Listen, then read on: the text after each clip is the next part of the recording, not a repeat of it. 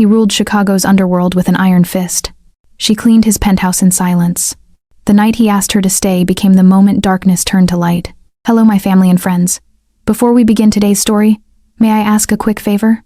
Please click subscribe and turn on the notification bell. It's the easiest free way to support our channel and help us share more unforgettable stories with you. Your love and support mean everything. Tell me in the comments where you are watching from.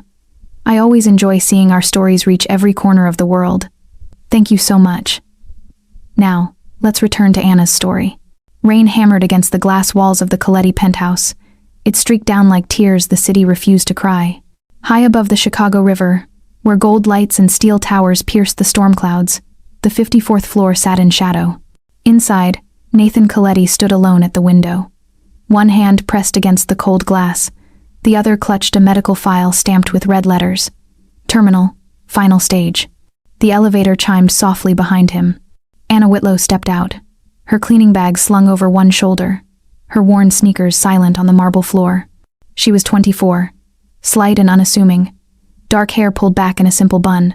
For 2 years, she had worked the night shift in this penthouse, moving through rooms like a ghost, efficient, invisible, never asking questions. She set her bag down near the hallway. She glanced around. The lights were dim.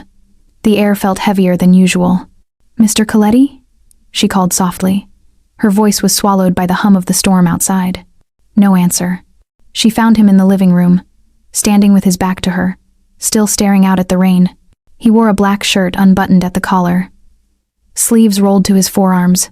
His shoulders were tense, but his breathing was shallow, uneven. "I was lost in thought," he said quietly, not turning around. "I'm sorry, sir. Should I come back later?" "No." His voice was firm, but tired. "Stay." Anna hesitated, then moved toward the kitchen to start her work. She'd learned long ago not to pry into his world. Nathan Coletti was a name whispered in back alleys and boardrooms, a man who controlled half the city without ever raising his voice. To her, he was just the man who lived alone in a penthouse that felt more like a tomb than a home.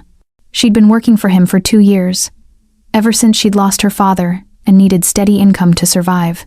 The agency sent her here without explanation. High-profile client, they'd said.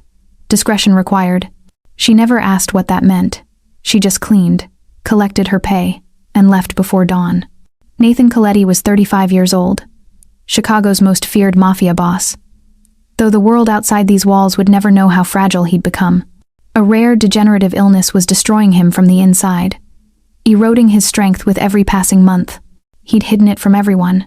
His underbosses, his rivals, even his doctor had been sworn to secrecy. Weakness in his world was a death sentence. But tonight, the mask was slipping. As Anna wiped down the marble countertop, she heard a soft thud behind her. She turned quickly. Nathan had moved away from the window, his legs unsteady. He'd reached for the piano to steady himself, but his strength gave out. Now he was collapsed against the wall, one hand braced on the piano, his face pale and slick with sweat. "Mr. Coletti." Anna dropped the cloth and rushed toward him, her heart pounding. He waved her off weakly, his jaw tight. "I'm fine." "You're not fine." Her voice was sharper than she intended. She knelt beside him, steadying his arm. "Let me call someone." "No." His eyes locked onto hers, dark, fierce, but rimmed with exhaustion. "No one can know."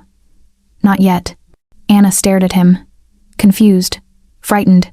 This was the man the city feared, the untouchable Coletti kingpin, and he was trembling in her hands like a man who'd already lost everything. "Please," he whispered, his voice breaking. "Just don't tell anyone." She didn't understand why, but she nodded anyway.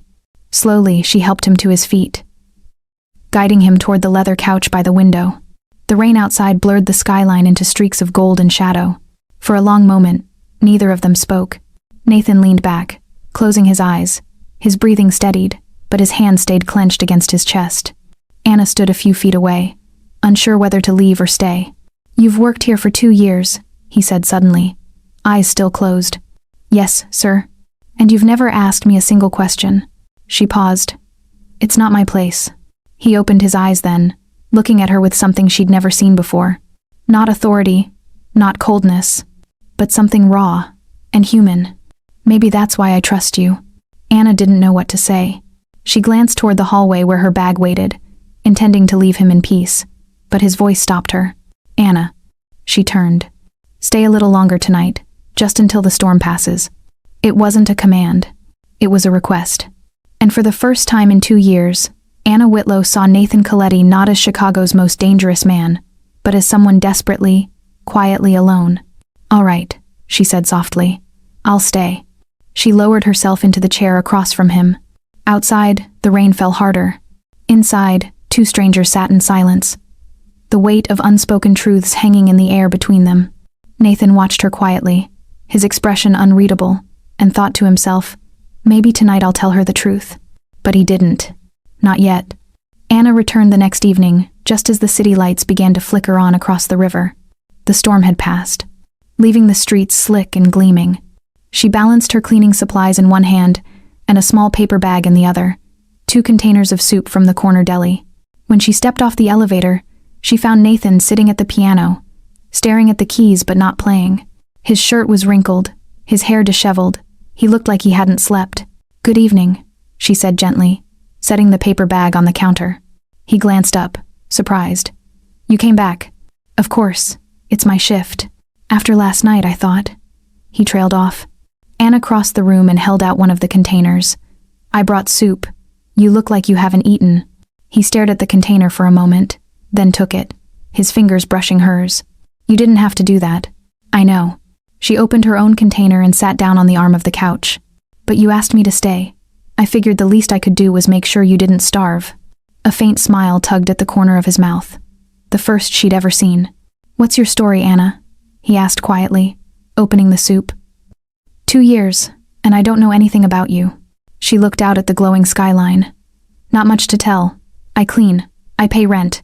I survive. No family? Her jaw tightened slightly.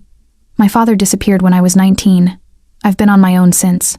Nathan nodded slowly, understanding more than she said. That makes 2 of us. And in that moment, Nathan Coletti realized something he hadn't felt in years. He wasn't alone anymore. The morning after their quiet meal together, Nathan Coletti woke to the sound of his phone buzzing on the nightstand. He sat up slowly, his body aching, his chest tight. For a moment, he'd forgotten the weight of his world, the soup, the conversation. Anna's quiet presence had made him feel almost normal. But now, the city was calling again. He dressed in a black suit, buttoned his collar, smoothed back his hair. By the time he looked in the mirror, the mask was back in place. Chicago's most feared mafia boss stared back at him.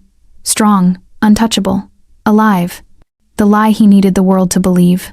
Anna arrived at the penthouse just as the sun began to set. The skyline glowed amber and violet. She stepped off the elevator with her cleaning bag, ready for another quiet evening of work. But tonight felt different. The air was thick with tension. Voices echoed from the living room. Deep, sharp, aggressive. The meeting had already started. She hesitated near the hallway, unsure whether to enter or wait. Then she heard Nathan's voice, calm, controlled, but edged with something she hadn't heard before. Authority. She moved quietly into the living room, setting her bag down, and began dusting the far corner of the room where she could work unnoticed. 2 men stood near the window, both in dark suits. One of them was tall, broad-shouldered, with slicked-back hair and a scar running along his jawline. Publio Morelli, Nathan's underboss. They're not backing down, boss, Publio said, his voice rough, impatient. The Torinos are moving shipments through our docks, broad daylight, like they own the damn place. Nathan sat on the leather couch, one hand resting on his knee, the other holding a glass of water he hadn't touched. How many men? Nathan asked. 6, maybe 8. They're testing us. Then remind them why they shouldn't. Publio nodded, but his eyes lingered on Nathan a beat too long, like he was searching for something. You feeling all right, boss? You look... I'm fine. Nathan's tone was sharp, final. Publio straightened. Yes, sir. Anna kept her head down, dusting the same shelf twice, pretending not to hear. But she saw it. The way Nathan's hand trembled slightly before he set the glass down. The way his breathing hitched when he stood. The exhaustion in his eyes that no amount of authority could hide. Publio and his men left a few minutes later, the elevator doors closing with a soft chime. Nathan stood at the window, his back to her, staring out at the city he controlled but could no longer hold on to. He poured himself whiskey. The ice clinked softly against the glass. Anna continued her work in silence. An hour later, she moved into Nathan's office to dust. The room smelled of leather and old cigars. A massive mahogany desk sat in the center, papers stacked neatly, a crystal decanter half full of whiskey. She wiped down the bookshelves, careful not to disturb anything. Then she noticed it. One of the desk drawers had a brass keyhole. She tried the handle. Locked. But through the narrow gap between the drawer and the frame, she could see the corner of something leather. A notebook, wedged inside, like it had been shoved in hastily. Anna glanced toward the door. Nathan was still in the living room. She could hear him moving about quietly. She tried the handle again. It wouldn't budge. Whatever was in that notebook, Nathan wanted it kept secret. She stepped back, leaving everything as she found it. Then she continued dusting. Later that night, after she'd finished most of her cleaning, Anna stood in the hallway folding towels. That's when she heard it. Music. Soft, melancholic, drifting from the living room. Piano. She set the towels down and moved toward the sound, her footsteps quiet on the marble floor. Nathan sat at the grand piano near the window, his fingers moving slowly over the keys, playing a melody that made her chest tighten. She knew this song. It was the same one her father used to play when she was young, before everything fell apart, before he disappeared and left her alone in the world. The melody was about loss, about loving something you could never get back. Anna stood in the doorway, listening, her throat tight with emotion. Nathan played for a few more bars, then stopped. His hands hovered over the keys, but he didn't continue. He turned slightly, not looking at her, but aware she was there. "You know this one?" he asked quietly. Anna stepped into the room, her voice soft. "Yes." "Where'd you hear it?" "My father used to play it, before he left." Nathan's hands lowered to his lap. He stared at the keys for a long moment. "What's it called?" he asked. "I don't know. He never told me, but I know what it's about." Nathan glanced at her then, his dark eyes tired but curious. "What's it about?" Anna moved closer, standing a few feet from the piano. "It's about loss, about holding on to something even after it's gone." Nathan nodded slowly, like she'd confirmed something he'd always known. "Then you know why I can't finish it." She looked at him, really looked at him, not as the mafia boss, not as her employer, but as the man sitting alone at a piano, playing a song he couldn't end. "Because finishing it means letting go," she said softly. Nathan's jaw tightened. His gaze dropped back to the keys. "My brother taught me this song," he said, his voice barely above a whisper. "Before I got him killed." The words hung in the air between them, heavy, raw. Anna didn't know what to say, so she just stood there, letting the silence hold him. After a moment, Nathan spoke again. "You ever wonder if you could go back, change the choices you made?" Anna thought of her father, of the night he disappeared, of all the questions she never got to ask. "Every day," she said. Nathan looked up at her, and for the first time, she saw something in his eyes that wasn't control or authority. It was pain. "Do you believe people can be forgiven?" he asked. "Even if they don't deserve it?" Anna moved closer, sitting down on the edge of the couch near the piano. "I think forgiveness isn't about deserving it," she said. "It's about choosing not to carry the weight anymore." Nathan studied her, like he was trying to decide whether to believe her. "You're wiser than you look, Anna Whitlow. And you're more human than you pretend to be, Mr. Coletti." A faint smile tugged at his mouth. Sad, but real. He turned back to the piano, his fingers finding the keys again. This time, he didn't stop. He played the melody all the way through. Every haunting note, every painful chord. And when he finished, the final note lingered in the air like a prayer. Anna sat in the quiet, her heart full of something she couldn't name. Nathan closed the piano lid gently, his hands resting on the polished wood. "Thank you," he said softly. "For what?" "For listening." Anna smiled, small but genuine. "Anytime." Outside, the city lights flickered. The river flowed dark and endless below. And inside the penthouse, two broken people sat together in the glow of something fragile and new. A connection. Hesitant, but real. The next few nights passed quietly. Anna returned to the penthouse each evening, working in silence, watching Nathan from the corners of rooms. He moved slower now, his steps careful, like his body was something fragile he had to carry. But he still wore the mask, still spoke with authority when Publio called, still pretended the empire wasn't crumbling around him. Anna said nothing. She dusted. She cleaned. She listened to him play piano when the nights grew long. And she waited. Then one night, everything changed. Anna arrived just after sunset. The city glowed orange and pink beyond the glass walls. She found Nathan in his office, sitting at the mahogany desk, papers spread before him, his face pale, his breathing shallow. "Good evening, Mr. Coletti," she said softly from the doorway. He glanced up, attempted a smile. "Anna." But before he could say more, his body seized. A cough tore through him. Violent, uncontrollable. He doubled over, one hand gripping the edge of the desk, the other pressed to his mouth. Anna dropped her bag and rushed forward. "Mr. Coletti." The coughing wouldn't stop. Each spasm shook his entire frame. When he finally pulled his hand away, she saw it. Blood. Dark red, staining the white handkerchief he'd pressed to his lips. Anna's breath caught. "We need to call a doctor. Now." "No." His voice was hoarse. Firm. "You're coughing up blood." "No, doctor." He straightened slowly, tucking the bloodied handkerchief into his pocket, his hands trembling. "No one can know." "Why?" Her voice cracked, frustration and fear mixing together. "Why won't you let anyone help you?" Nathan looked at her, his dark eyes hollow, exhausted. "The streets smell weakness faster than blood," he said grimly. "The moment they know I'm dying, they'll tear this empire apart, and everyone loyal to me dies with it." Anna stared at him, at the man who controlled half of Chicago, who commanded fear with a whisper, and she saw the truth. He wasn't protecting himself. He was protecting everyone else. The man who terrified Chicago was dying, and no one could know. "How long?" she asked quietly. Nathan sank back into his chair. "Weeks, maybe less." The words hung between them like a death sentence. Anna's throat tightened. She'd known he was sick, but knowing and seeing were different things. "I'm sorry," she whispered. Nathan closed his eyes. "So am I." Hours later, after Nathan had retreated to his bedroom, Anna stood alone in the office. The city lights cast long shadows across the floor. The penthouse was silent except for the hum of the air conditioning. She shouldn't, but the image of blood on his handkerchief haunted her. She moved to the desk, her heart pounding. The drawer with the brass keyhole, the one she'd tried before. This time, she noticed something different.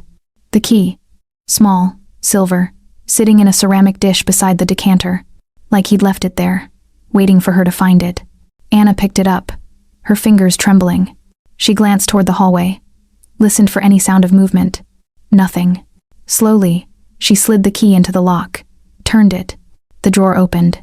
Inside, the leather-bound notebook waited. She lifted it carefully, the leather warm beneath her fingers. Then she opened it. The first page was dated 2 years ago. To Marco. "I should have listened. You told me this life would destroy us both. You were right. I'm sorry I didn't believe you. I'm sorry I chose power over family. I'm sorry you're dead because of me. I don't know if forgiveness exists for men like me. But if it does, I hope you find it before I do. Nathan." Anna's chest tightened. She turned the page. Another letter. This one addressed to someone named Victor Romano, an apology for a betrayal, for choices made in fear. Then another, and another. Letters to enemies he'd wronged, to families he'd destroyed, to the brother whose death still haunted him. Every page bled regret. "I built an empire on lies and fear, and now I'm dying alone because of it. I wanted power. I got emptiness. If I could undo it all, I would, but the dead don't come back, and neither do the years I wasted." Anna read until her vision blurred. These weren't the words of a monster. They were the words of a man drowning in his own guilt. She didn't hear him approach. "I wondered when you'd find that." Anna gasped. She spun around. Nathan stood in the doorway, wearing a dark robe, his hair disheveled, his face unreadable. "I'm sorry." She clutched the notebook. "I shouldn't have." "It's all right." His voice was quiet, calm. He crossed the room, slowly, and sat in the chair across from her. "You see now, don't you?" he said. "The man everyone fears is already dying." Anna set the notebook on the desk between them, her hands shaking. "Why did you write these?" she asked. Nathan stared at the notebook. "Because saying it out loud would make it real. Writing it down was the only way I could face what I've done." "Have you sent any of them?" "No." He shook his head. "What's the point? Apologies don't bring back the dead. They don't undo the damage. They're just words. Words matter, Anna said softly. Even if they can't change the past. Nathan looked at her. Really looked at her. Like he was searching for something he'd lost long ago. Stay with me tonight, he said. Just to talk. I don't want to be alone. Anna hesitated, then nodded. All right. They moved to the living room. Nathan poured himself water. Not whiskey. His hand steadier now. Anna sat on the leather couch, the city lights glowing through the glass walls. Tell me about your brother, she said. Nathan sat across from her, silent for a long moment. Then he began.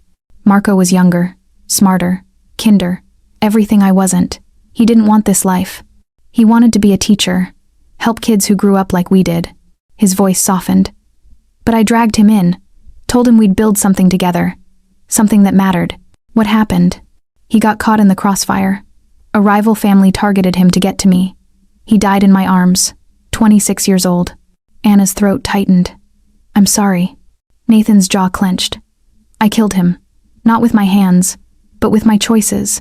And I've been paying for it every day since. They sat in silence. Then Anna spoke. My father disappeared when I was 19, she said quietly. One day he was there. The next, gone. No note, no explanation. Just emptiness. Nathan listened. I spent years angry at him, she continued. For leaving, for not saying goodbye. But eventually, I realized something. Anger was just another way of holding on. So you let go? I'm trying. She looked at him. It's harder than it sounds. Nathan nodded. Loyalty is a cage, isn't it? We hold on to things that hurt us because letting go feels like betrayal. Maybe, Anna said. Or maybe loyalty is just love that doesn't know when to quit. Nathan's expression softened. You're too wise for 24, Anna Whitlow. And you're too human for a mafia boss, Nathan Coletti. A faint smile crossed his face. They talked until dawn began to break over the city.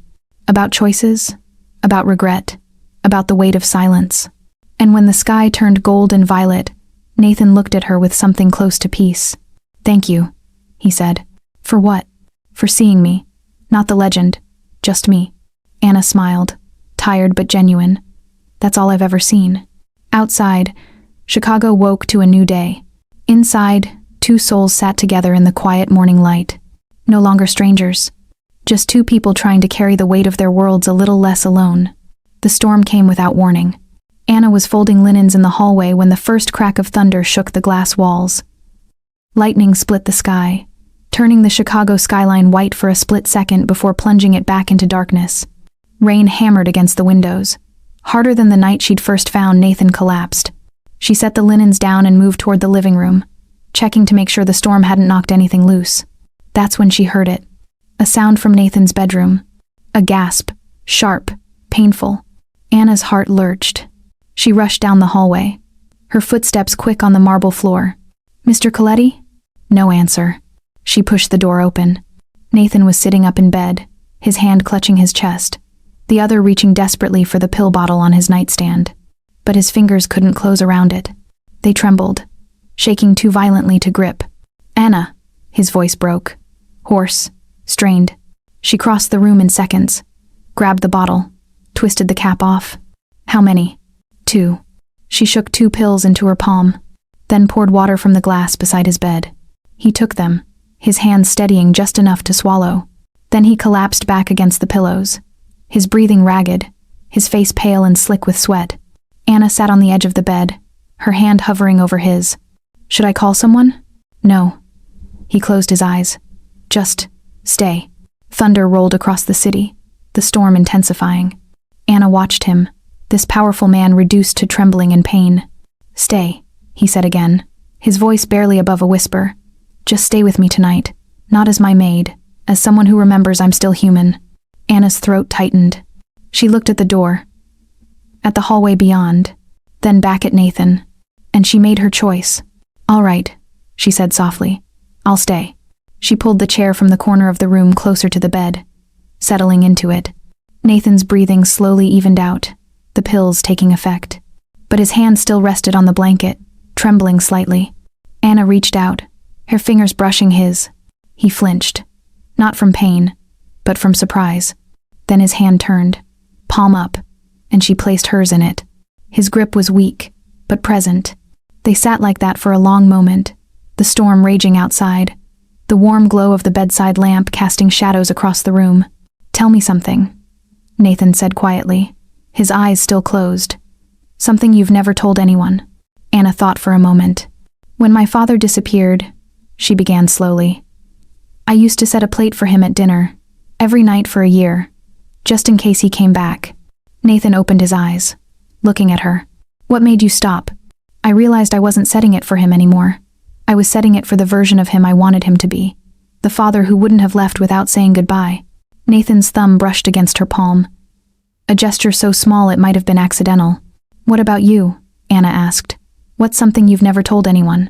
Nathan stared at the ceiling, his jaw tight. "I was engaged once," he said finally. "Before all this, before the Empire, before Marco died." Anna's breath caught. "What happened?" "Her name was Elena. She was a nurse, kind, patient, everything I wasn't." His voice grew distant. "She didn't know what I was becoming, didn't know about the deals I was making, the lines I was crossing." "When did she find out?" "The night Marco died." Nathan's hand tightened around Anna's. "She was at the hospital when they brought him in. She saw everything, the violence, the blood, the world I'd built." He paused, swallowing hard. "She looked at me like I was a stranger, and I realized I was. I'd become someone she couldn't recognize, someone she couldn't love." "Did you try to explain?" "I tried," his voice cracked. "But how do you explain choosing power over the people you love? How do you justify becoming the thing you swore you'd never be?" Anna squeezed his hand gently. "What did she say?" "She said she hoped I'd find what I was looking for, and then she left. I never saw her again." Thunder rumbled, softer now, the storm beginning to pass. "Do you regret it?" Anna asked. Nathan looked at her, his dark eyes filled with something raw and honest. "Every single day." They talked through the night. About childhood, about the homes they'd lost, about dreams that had died before they'd had a chance to live. Nathan told her about growing up on the South Side, about his father who drank too much and his mother who worked 3 jobs, about Marco sneaking him food when their father forgot to buy groceries. Anna told him about her mother who'd died when she was 12, about her father who'd tried his best but couldn't fill the emptiness, about the apartment they'd shared that always smelled like coffee and cigarette smoke. "I wanted to be a writer," Anna admitted, her voice soft. "I used to fill notebooks with stories, about people who escaped their lives and became someone new." "Why didn't you?" "Because stories don't pay rent." She smiled sadly. "And dreamers don't survive in the real world." Nathan's expression darkened. "The real world is what we make it, Anna. I made mine out of fear and violence. You made yours out of quiet strength. I don't feel strong. That's because real strength doesn't announce itself." He looked at her, really looked at her. "I built an empire of fear, Anna. But it's you, your quietness. That reminds me what peace feels like." Anna's eyes stung. "You're not as lost as you think you are," she whispered. Nathan's hand trembled in hers. "I'm dying, Anna. And I'm terrified that when I'm gone, nothing I did will have mattered. That all this pain, all these choices, will just disappear into nothing." "Then make them matter now." Anna leaned forward, her voice steady despite the emotion in her chest. "You have time. Not much, but enough to do something good, something real." Nathan stared at her, like she'd just handed him something he'd been searching for his entire life. Hope. Outside, the storm faded, the rain softening to a gentle patter against the glass. The city lights began to glow through the breaking clouds, gold and silver against the dark sky. Nathan's breathing had steadied, his grip on her hand still firm. "Thank you," he said quietly. "For what?" "For not running, for staying when anyone else would have walked away." Anna smiled, small but genuine. "Where else would I go?" Nathan's eyes drifted closed, exhaustion finally claiming him, but his hand never let go of hers. Anna sat beside him, watching the storm clear, watching the man who'd terrified an entire city sleep like a child who'd finally found safety. And she realized something. This wasn't just about him anymore. Somewhere between the collapse and the piano, between the notebook and tonight, she'd stopped seeing him as her employer, and started seeing him as someone worth saving, even if saving him meant helping him let go. The warm light of the bedside lamp flickered softly. 2 lonely souls, connected by truth and comfort. Nothing more, nothing less. The evening after the storm, Anna returned to the penthouse with a heaviness in her chest. She'd barely slept. The memory of Nathan's hand in hers, his confessions about Elena and Marco, the way he'd looked at her like she was the only anchor keeping him from drowning. It felt like something had shifted between them. Something fragile, but undeniable. When she stepped off the elevator, she found Nathan in the living room, standing by the window, his posture straighter than it had been in days. "Anna." He turned, his expression serious. "I need to ask you something." She set her bag down. "What is it?" He crossed to his office, returning a moment later with the leather-bound notebook. "I want you to keep this," he said, holding it out to her. Anna stared at it. "Why?" "You've already seen what's inside. You know the truth about who I am and what I've done." His voice was steady, resolute. "If something happens to me, I need to know it's in hands I trust. When the time comes, make sure the truth doesn't die with me." Anna took the notebook, the leather warm beneath her fingers. "You're sure?" "I've never been more sure of anything." What neither of them noticed was the figure standing just beyond the doorway, Publio Morelli, watching, his jaw tight. An hour later, Publio stood in the underground parking garage with two of his men, Robert, a wiry enforcer with dead eyes, and Trey, broader, quieter, but just as dangerous. "The maid," Publio said, his voice low. "She knows too much." Robert lit a cigarette. "You want us to scare her?" "I want you to remove the problem." Publio's scar caught the dim fluorescent light. "Make it look like a mugging. Quick, clean, no trail back to us." Trey frowned. "The boss won't like it." "The boss is dying." Publio's tone turned cold. "And when he's gone, we need to make sure his secrets stay buried. That notebook she's carrying? It could destroy everything we've built." Robert nodded. "Where?" "She takes the train, walks 3 blocks to her apartment. Dark streets, no cameras." Publio turned toward the exit. "Do it tonight." Anna left the penthouse just after midnight, the notebook tucked safely in her bag. The city was quieter at this hour, the streets slick from earlier rain, the air cool and damp. She walked toward the train station, her mind replaying Nathan's words. "Make sure the truth doesn't die with me." She didn't hear the footsteps behind her until it was too late. A hand grabbed her shoulder, spinning her around. Robert's face emerged from the shadows. Trey beside him. "Wrong place, wrong time, sweetheart," Robert said. Before Anna could scream, Trey's fist connected with her jaw. Pain exploded across her face. She stumbled backward, crashing against the brick wall. Her bag fell, the notebook spilling onto the wet pavement. "That's what we came for," Robert muttered, reaching for it. Anna lunged, grabbing the notebook first. Robert's boot caught her ribs. She gasped, curling around the notebook like it was the most valuable thing in the world. Trey grabbed her hair, yanking her head back. "Let go." "No." Another punch, this one to her stomach. Anna's vision blurred, blood filled her mouth, but she didn't let go. "Stubborn woman," Robert growled, pulling a knife from his jacket. That's when headlights flooded the alley. A black town car screeched to a stop. Nathan's driver, Pierre. A man in his 50s with silver hair and sharp instincts. He'd been driving for the Coletti family for 20 years, and he knew trouble when he saw it. "Hey!" Pierre shouted, stepping out of the car, a gun already in his hand. Robert and Trey exchanged a glance, then ran. Pierre rushed to Anna's side.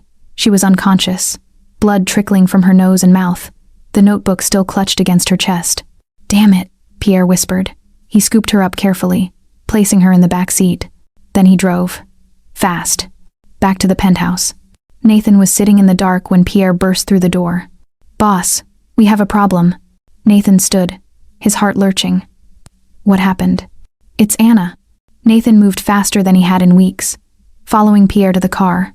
When he saw her, bloodied, bruised, barely breathing, something inside him snapped. "Who did this?" Pierre hesitated.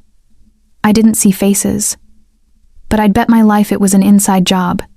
The timing, the location. Someone knew her route." Nathan's hands shook, not from illness, but from rage. "Get her inside. Call the doctor I trust, now." 30 minutes later, Anna was on the couch, a doctor stitching the cut above her eyebrow, her ribs wrapped, her face swollen, but she was alive. Nathan stood by the window, his fists clenched, his mind racing. Pierre appeared in the doorway. Publio's here. Says he needs to talk. Nathan's jaw tightened. Send him in. Publio entered, his expression carefully neutral. Boss, I heard there was an incident. An incident. Nathan's voice was ice. He turned, his dark eyes burning. Someone tried to kill her, Publio, and I have a very good idea who gave the order.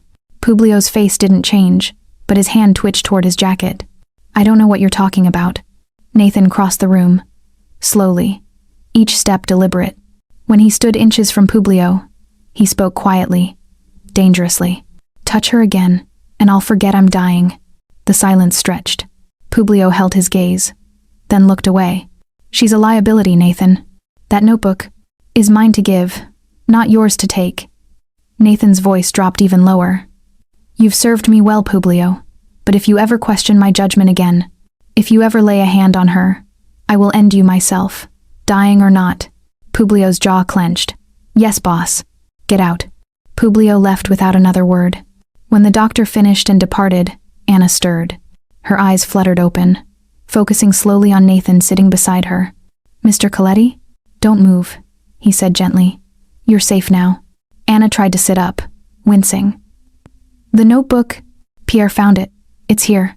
She exhaled, relief flooding through her. Then she looked at him. Really looked at him. They tried to kill me because of you. Nathan's face crumpled. I'm sorry. I never meant. I'm not leaving. He blinked. What? Anna's voice was quiet, but steady. You saved me. Let me return the favor. Anna, this world will destroy you. It already tried. She met his gaze, unflinching. And I'm still here. Nathan stared at her. This woman who should have run, who had every reason to hate him, but instead chose to stay. Why? He whispered. Because someone needs to remember you're human. She reached for his hand, her fingers bruised but warm. And because you deserve a chance to make things right. Nathan's throat tightened. He sat down on the edge of the couch, and for the first time since Marco died, he let himself be completely open. You know I'm dying. You've seen my confessions. You've watched me fall apart. He took a shaky breath. But what you don't know is that I have a plan. I'm going to dismantle everything I built. Every operation, every deal, every threat. I'm going to burn it all down before it consumes anyone else. Anna listened, her hand still in his. The notebook, the vault, the evidence, it's all part of it. His voice cracked. But I can't do it alone. I need someone I trust. Someone who won't be swayed by power or fear. You need someone who sees you, Anna said softly. Yes. She squeezed his hand. Despite the pain, despite everything. Then I'm with you. Until the end. Nathan's eyes glistened. You don't know what you're agreeing to. I know exactly what I'm agreeing to. Anna's voice was firm. I'm agreeing to help a dying man find redemption. And I'd do it again. Outside, the city glittered. Indifferent to the choices being made on the 54th floor. Inside, two people sat together in the quiet aftermath of violence. No longer employer and employee, but partners in a mission to transform darkness into light. Anna spent the next 2 days recovering at the penthouse. Nathan insisted she stay, said her apartment wasn't safe until he dealt with the remaining threats. She didn't argue. The guest bedroom was quiet, comfortable, windows overlooking the Chicago River. Her ribs ached with every breath. The stitches above her eyebrow pulled when she moved. But she was healing. Slowly. On the third morning, she found Nathan in his office. He sat at the mahogany desk, staring at something she couldn't see. Mr. Coletti? He looked up, his face drawn, tired, but focused. Anna, good. I need to show you something. Nathan stood slowly, moving to the bookshelf behind his desk. His fingers traced along the spines of old law books, business manuals, volumes that looked untouched for years. Then he found the one he wanted. A thick leather-bound edition of The Prince by Machiavelli. He pulled it. There was a soft click. The entire bookshelf swung inward, revealing a narrow doorway hidden behind it. Anna's breath caught. Nathan glanced at her. 20 years I've been building what's inside, and you're the first person I've ever shown. He stepped through the opening. Anna followed. The hidden room was small, maybe 10 feet by 10 feet. No windows, just walls lined with filing cabinets and a single metal desk. A safe sat in the corner. Heavy. Industrial. The kind that required 2 keys to open. Nathan moved to the desk, opening the top drawer. Inside were stacks of documents, financial ledgers, account numbers, transaction records. "This is everything," Nathan said quietly. "Every deal I've made, every payment, every name, every crime." He pulled out a thick folder, handed it to Anna. She opened it. The first page showed offshore accounts, millions of dollars, dates going back 15 years. "These are the routes we use to launder money," Nathan explained. "Construction companies, restaurants, real estate, all fronts for moving cash." He pulled out another folder. "These are the names of every corrupt official on our payroll, judges, cops, city council members, all bought and paid for." Anna's hands trembled as she flipped through the pages. "And these," Nathan opened a filing cabinet, "are confessions, recorded conversations, proof of every murder, every extortion, every threat we've ever made." The weight of it crashed over her. This wasn't just evidence. This was the blueprint to dismantle an empire. "Why keep all this?" Anna asked, her voice barely above a whisper. Nathan closed the cabinet, his expression unreadable. "Because part of me always knew this day would come. The day I'd have to choose between protecting what I built and protecting what's left of my soul." He moved to the safe in the corner. "In here," he said, tapping the metal door, "is everything I've set aside. Money, assets, things that belong to the families I destroyed, the people I hurt." He turned to face her fully. "If I die, it all dies with me, unless you take it." Anna stared at him. "What are you asking me to do?" "I'm asking you to be the one who ends this." His voice was steady, resolute. "To take everything in this vault, expose it, destroy the operations, return what can be returned, free the people trapped in this world." "Nathan, you're the only one I trust, Anna." He stepped closer, his dark eyes holding hers. "You've never asked me for money, for power, for protection. You've never wanted anything from me except honesty." "Why me?" she asked again, needing to understand. Nathan's jaw tightened. "Because you've never asked for anything. That's how I know I can trust you." The silence stretched between them. Then Nathan reached into his pocket. He pulled out a small brass key, old, worn, but perfectly maintained. "This opens the safe," he said, holding it out to her. "When I'm gone, you'll need it." Anna took the key, the metal warm from his body heat. It felt heavier than it should. "There's a second key," Nathan continued, "hidden in the notebook I gave you, tucked into the back cover. You'll need both to open it." Anna's fingers closed around the brass key. "What if I can't do this? What if I fail?"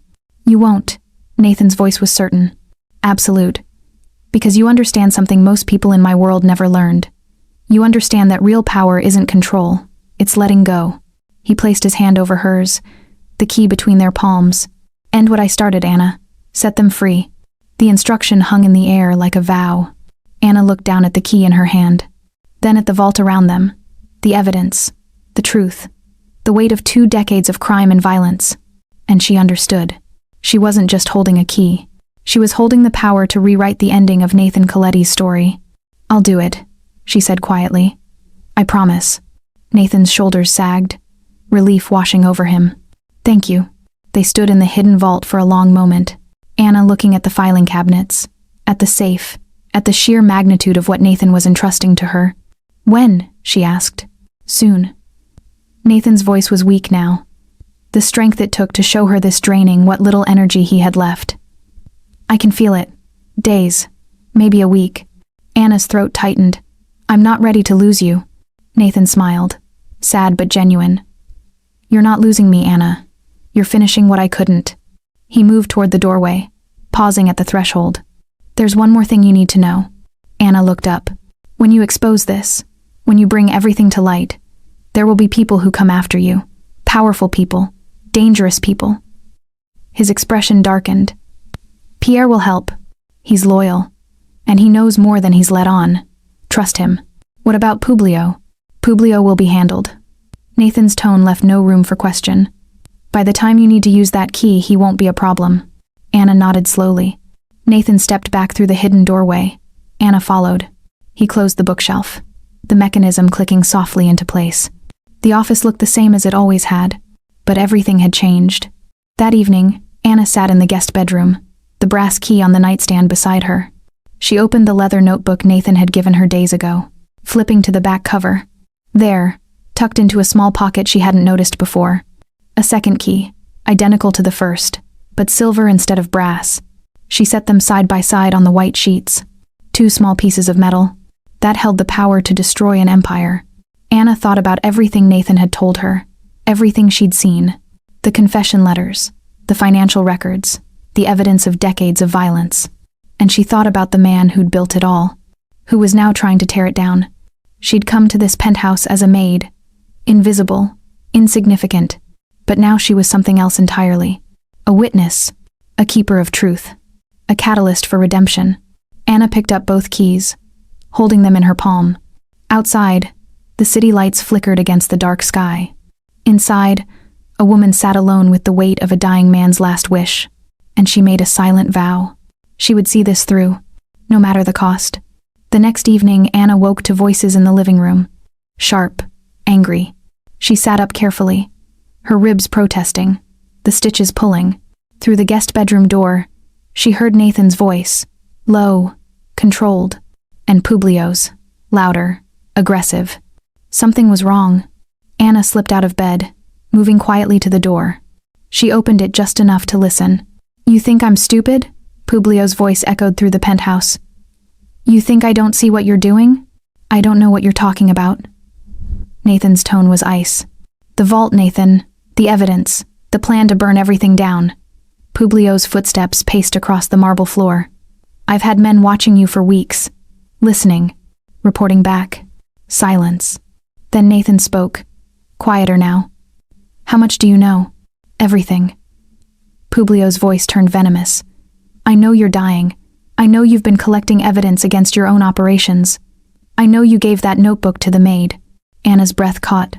"And I know," Publio continued, "that you're planning to hand everything over, to destroy what we built, to leave us all exposed. It's not your empire to protect anymore." Nathan's voice was steady, but tired. "It ends with me." No. The word was final. Absolute. "It ends tonight." Anna heard the unmistakable sound of a gun being cocked. Her heart lurched. She burst through the door. Publio stood in the center of the living room, a pistol aimed at Nathan. Behind him, 3 other men. Robert, Trey, and another enforcer Anna didn't recognize, all armed. Nathan sat on the leather couch, his face pale, but his eyes sharp. "Anna." His voice was calm. "Go back to your room." "No." Publio turned the gun toward her. "She stays. She's part of this." Anna froze. Nathan's jaw tightened. "She has nothing to do with this." "Publio, let her go. She knows too much." Publio's scar twisted as he smiled. "Just like you. If you kill me," Nathan said quietly, "you'll have every rival family in Chicago hunting you within hours. They'll smell the power vacuum, and they'll tear you apart. Not if I take control first." Publio gestured to his men. "With you gone and the evidence destroyed, I become the new boss. Simple." Nathan stood slowly, his hand moving subtly toward the drawer in the side table. "You're not ready for this life, Publio. You never were." "Shut up." Publio's finger moved to the trigger. "Say goodbye to your empire." He fired. Anna screamed. She lunged forward, throwing herself in front of Nathan. The bullet shattered a lamp behind them, missing. "Anna, no." Nathan grabbed her, pulling her down with him behind the couch. Gunfire erupted. Publio's men opened fire, bullets tearing through the leather furniture, punching holes in the walls, shattering glass. Anna covered Nathan with her body, her arms around him, trying to shield him from the chaos. "What are you doing?" Nathan shouted over the gunfire. "Protecting you. You'll get yourself killed. So will you if I don't." Nathan's hand found the drawer in the side table, pulled out a pistol. His other hand gripped Anna's shoulder. Firm. "Listen to me." His eyes locked onto hers. "I need you to stay low, behind this couch. Do not move." "Nathan, promise me." His voice was desperate, fierce. "You survive this. You finish what I started. Promise me." Tears streamed down Anna's face. "I promise." "Good." He squeezed her shoulder once. "Now stay down." Then he rose. Nathan's body was failing, his movements slower than they should be, weaker, but his aim was steady. He fired twice, dropping the enforcer near the window. Robert rushed forward, gun raised. Nathan shot him in the leg, Robert screamed, collapsing. Trey fired back, the bullet grazing Nathan's shoulder. Nathan didn't flinch. Head turned, fired. Trey fell. That's when Pierre burst through the door. He'd come up through the service elevator, gun drawn. "Boss!" He provided cover fire, forcing Publio back. Publio retreated behind the bar, reloading. Nathan moved toward him, each step deliberate despite his failing body. "It's over, Publio." Publio emerged, gun raised, his face twisted with rage. "You were supposed to be untouchable, invincible." His voice cracked. "But you're just a dying old man." "Maybe." Nathan's voice was calm. "But I'm taking you with me." They fired at the same time. Nathan's bullet struck Publio in the chest. Center mass. Publio staggered backward, his eyes wide, disbelieving. Hef fell, but not before his bullet found its mark. Nathan gasped, his hand moving to his side. Blood, dark and spreading. "Nathan!" Anna screamed. She ran to him, catching him as his knees buckled. Pierre secured the room, checking the bodies, making sure the threat was over. Outside, sirens began to wail in the distance, growing louder. Rain started to fall, soft at first, then harder, battering the glass windows. Anna lowered Nathan gently to the floor, his head cradled in her lap. His blood stained her hands, her clothes, the marble beneath them. "I've got you," she whispered. Nathan's hand found hers, trembling, weak. "Pierre." His voice was fading. "Get the evidence, take it, keep her safe." Pierre moved toward the office, his face grim. Anna's tears fell onto Nathan's face.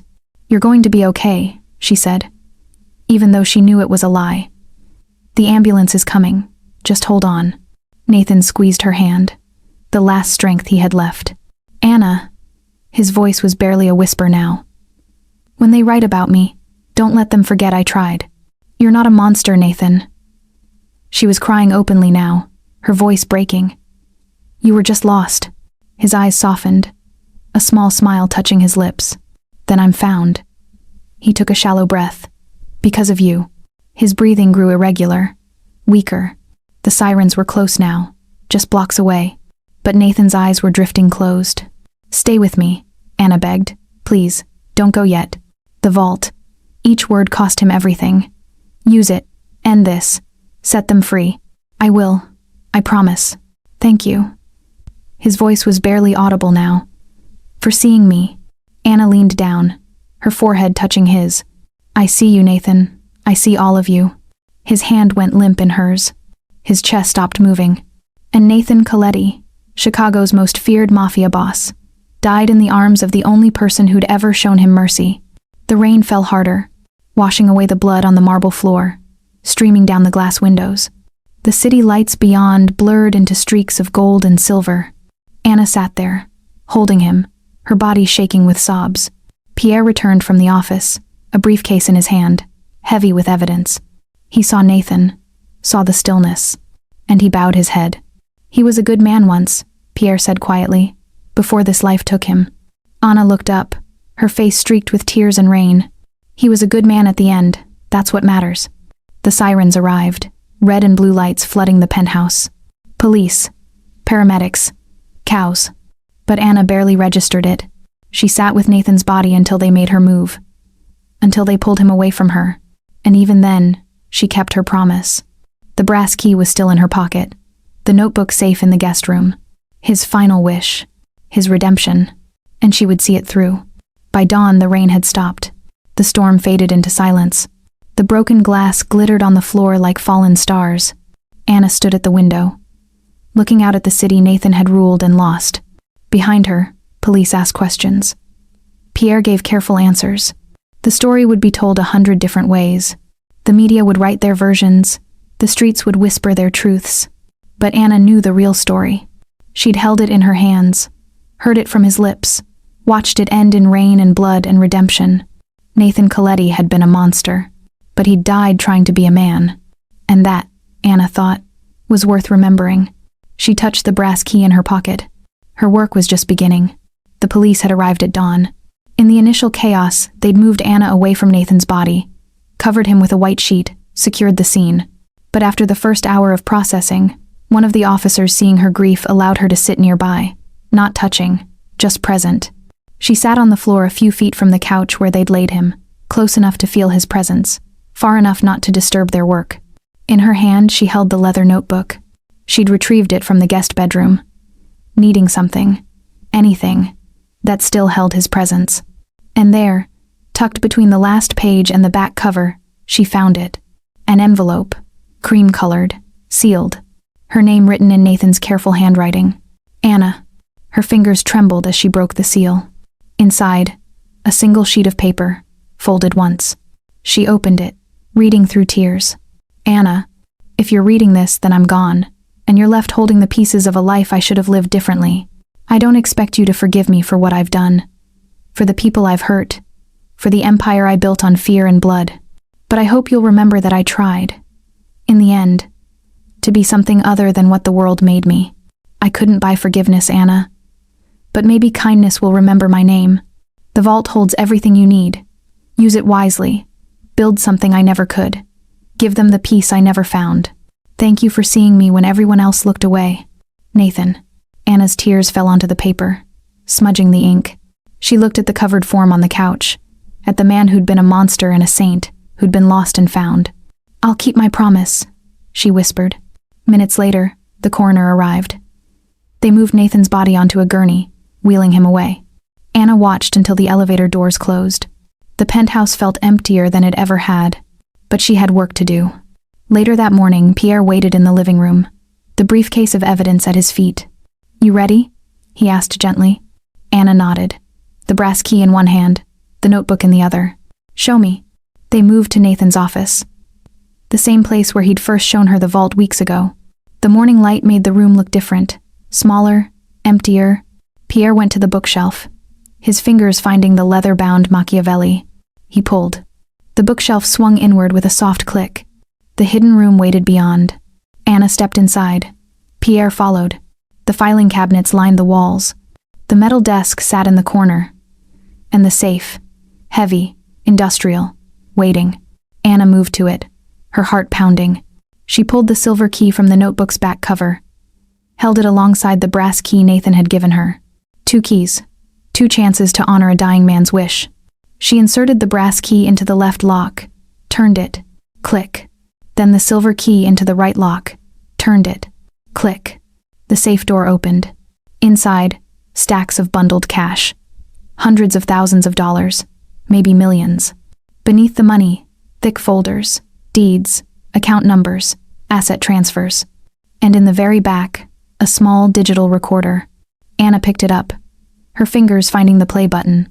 She pressed it. Nathan's voice filled the small room. Anna, if you're hearing this, then everything went according to plan. Or maybe it didn't.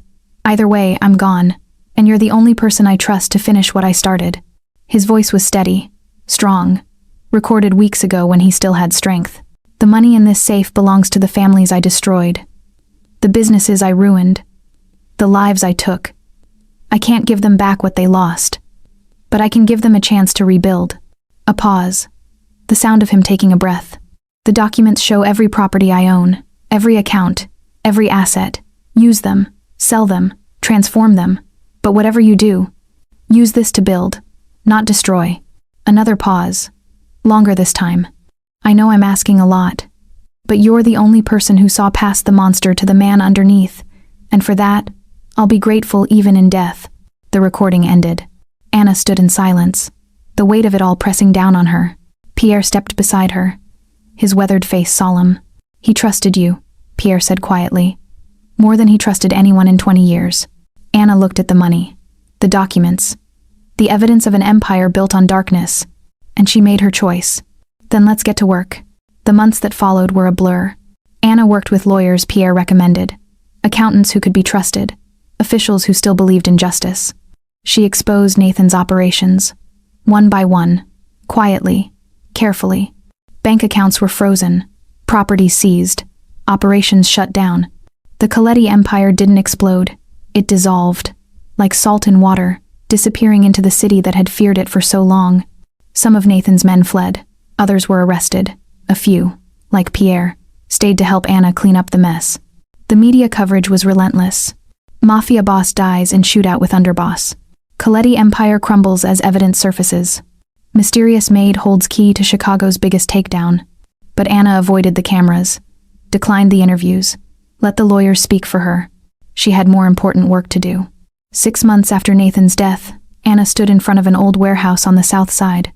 It had been one of Nathan's properties, used for storing weapons, laundering money, all the things that kept his empire running. Now it was empty, gutted, waiting for a new purpose. Anna had bought it with money from the safe, legally, properly, and she was going to transform it. Over the next 3 months, construction crews worked around the clock. The warehouse became a building with warmth, with light, with hope. Large windows replaced the old brick walls. A courtyard with benches and gardens replaced the loading docks. Bright murals replaced the graffiti. And above the door, a sign, the Coletti Foundation, a home for new beginnings. The foundation opened quietly on a cold November morning. Anna stood at the entrance, watching as the first families arrived. Widows whose husbands had died in gang violence, orphans who'd lost parents to the streets, children who'd grown up in the shadow of fear. They came hesitantly at first, unsure, suspicious, but Anna welcomed them, showed them the classrooms, the kitchen, the safe bedrooms, the counseling rooms. "This is your home now," she told them, "for as long as you need it." One by one, they began to believe. By the foundation's 3rd month, the media caught wind of the story. The maid who redeemed the Mafia King. The headline appeared in the Chicago Tribune first, then spread to national outlets. Reporters wanted interviews. Documentary crews wanted access. Everyone wanted to know about the 24-year-old woman who'd turned a criminal empire into a beacon of hope. Anna granted one interview, just one. She sat in the foundation's courtyard, the place where children now played where weapons once were stored. "Why did you do it?" the reporter asked. Anna looked out at the building, at the families inside finding safety, finding peace. "Because someone once told me that real power isn't control," she said quietly. "It's letting go." "And Nathan Coletti?" the reporter pressed. "The man the city feared. How do you want people to remember him?" Anna was quiet for a long moment. Then she spoke. "He was a man who made terrible choices, who hurt people, who built an empire on fear." She paused. "But in the end, he tried to make it right, and that's worth remembering." The interview ended. The story spread. And slowly, Chicago began to see Nathan Coletti differently. Not as the untouchable mafia boss, but as the man who left behind something good. 1 year after Nathan's death, Anna stood in her small office at the foundation. The brass key sat on her desk. A reminder, a promise kept. Outside her window, children played in the courtyard, their laughter echoing off the walls. She thought about Nathan, about the night he died in her arms, about the letter he'd left. "Maybe kindness will remember my name." Anna smiled, sad but genuine. "They remember," she whispered to the empty room. "They remember." 1 year after Nathan's death, Anna stood in the elevator rising to the 54th floor. She hadn't been back to the penthouse since that morning, the morning she'd read his letter beside his body, the morning she'd opened the vault and began the work that would change everything. The building management had kept the space sealed, waiting for legal matters to resolve. But now, after 12 months of lawyers and paperwork and careful negotiations, it was hers, not to live in, but to remember in. The elevator chimed softly. The doors opened. Anna stepped into the penthouse. Dust hung in the air, caught in the afternoon light streaming through the glass walls. The furniture was still there. The leather couch where Nathan had Saturday, the bar where he'd poured whiskey, the piano near the window where he'd played melodies he couldn't finish. The bullet holes in the walls had been patched, the blood cleaned from the marble floors, but the memory of that night lingered like a ghost. Anna moved slowly through the space. Her footsteps echoed in the silence. She walked to the window, the same spot where she'd found Nathan standing that first night, staring out at the city he controlled but couldn't keep. Now, the Chicago skyline stretched before her, gold and amber in the late afternoon Sunday. The river flowed below, calm, reflecting the buildings and sky like liquid glass. It looked different than it had a year ago, warmer, softer, like the city itself had exhaled after holding its breath for too long. Anna's eyes drifted to the old radio on the shelf, the same one that had played softly during those quiet nights when Nathan worked late. When she cleaned around him in comfortable silence, she crossed to it, her fingers brushing the dusty surface. She turned the dial. Static crackled, then cleared. A a jazz station, smooth and mellow. And then, as if the universe itself was listening, a familiar song began to play, Fly Me to the Moon. Frank Sinatra's voice filled the empty penthouse. Anna's throat tightened. Nathan used to hum this song, late at night when he thought no one was listening, when the weight of his empire felt too heavy, and music was the only thing that reminded him he was still human. She stood by the window, listening, letting the music wash over her. You kept your promise, she whispered to the empty room, to the memory of the man who'd once stood here. And I kept mine. The song faded. Another began, but Anna wasn't listening anymore. Her eyes had found the piano, the grand piano by the window where Nathan had played that melody. The one about loss, the one he'd learned from his brother Marco, the one he could never finish because finishing it meant letting go. Anna moved toward it.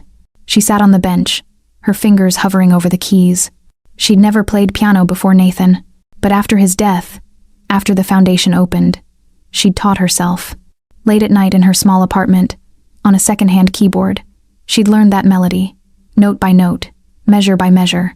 The melody Nathan had played in the storm. The melody her father had played before he disappeared. The melody about loving something you could never get back. And she'd learned how to finish it. Anna's fingers found the keys. She began to play. Soft at first, tentative. The opening notes drifted through the penthouse, haunting, melancholic. The same melody Nathan had played. The same notes that had filled this space with longing and regret. But Anna didn't stop where Nathan had stopped. She kept playing. The melody shifted, grew, evolved.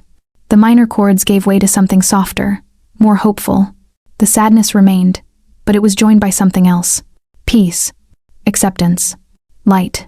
Her fingers moved across the keys with growing confidence, building toward something Nathan had never found. Resolution. The melody climbed, each note carrying the weight of everything that had happened, everything they'd shared, everything he'd tried to become in the end. And then, gently, quietly, the song ended. The final chord hung in the air, ringing softly before fading into silence. Anna sat at the piano, her hands still resting on the keys. Tears streamed down her face, but she was smiling.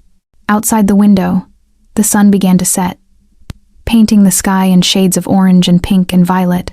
The city lights started to flicker on, one by one, until the skyline glowed like a constellation brought down to earth. The river below reflected it all, a mirror of light and shadow, of what was and what could be. Anna stood, moving back to the window. She looked out at Chicago, the city that had feared Nathan Coletti, the city that now remembered him differently, not as the ruthless mafia boss who'd ruled through violence and fear, but as the man who'd tried, in the end, to make things right. The man who'd left behind a foundation that helped hundreds of families find safety and hope. The man who'd trusted a 24-year-old maid with the power to transform darkness into light. Anna thought about the children at the foundation. The ones who laughed in the courtyard where weapons once were stored.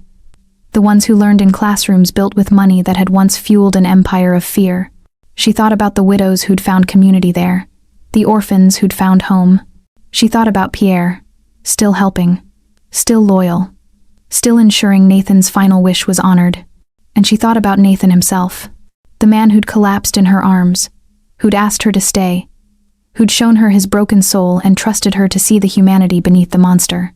Even the darkest hearts can leave behind light, Anna whispered, her breath fogging the glass window. If someone is brave enough to see it. The camera pulled back. Anna, small against the vast window, the city glowing beyond her. The penthouse, once a fortress of power and isolation, now a monument to what could have been, to what still was. The piano, silent now, but holding the echo of a melody finally finished. The skyline, glittering with possibility, with the promise of second chances, with the proof that redemption, real redemption, was possible even for those who seemed beyond saving. The river below, flowing endlessly, carrying the past away while reflecting the present in its depths. Two worlds, forever connected, power and compassion, loss and healing, darkness and light. The camera continued to pull back, further, higher, until Anna was just a silhouette in the window, until the penthouse was just one light among thousands, until Chicago itself was spread out below like a tapestry of choices and consequences, of lives lived and lessons learned. And somewhere in that vast city, In a warehouse transformed, children played. Families healed. Hope grew. All because one dying man had chosen honesty over silence, and one brave woman had chosen to see him. The screen faded to black, but the melody lingered. The song Nathan couldn't finish. Now complete. Now free. Now light. Every story ends, but the feeling it leaves behind stays a little longer. If this story moved you in any way, take a second to click subscribe, like, and tell me in the comments what part spoke to your heart the most. Your words keep these stories alive, and your support keeps them reaching hearts all over the world. Until we meet again, take care of your heart.